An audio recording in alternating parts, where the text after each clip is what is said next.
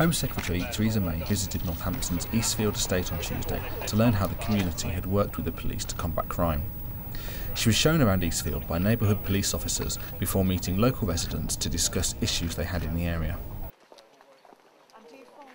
And I've also come to the Eastfield estate to talk to local residents, to talk to the police and PCSOs about how they have worked together to deal with crime on the estate, and it's a very good example of residents working with the police and the PCSOs.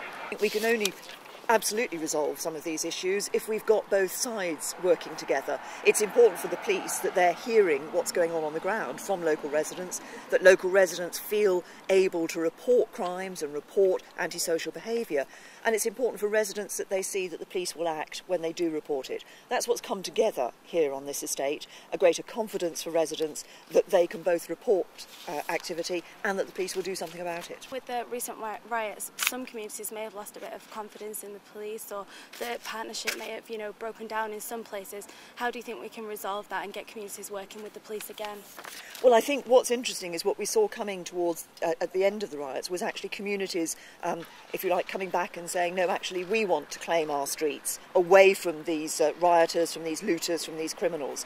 What we're doing as a government is ensuring that we're looking at the police powers. For example, we will give them extra powers to remove face coverings. We're going to look at issues around powers for curfews. And we're also looking at the whole question of how we deal with gangs. I'm now chairing an interministerial group on this, bringing together ministers with different departments across government to look at how we can intervene to prevent young people getting into gangs and to deal with gangs if they do. Is there anything that you've obviously learnt from today speaking to the police here and the local residents? Well, I think what I've seen today is exactly how strong the link between local residents, between a community and the police can be, and how effective that link can be if both are working well together.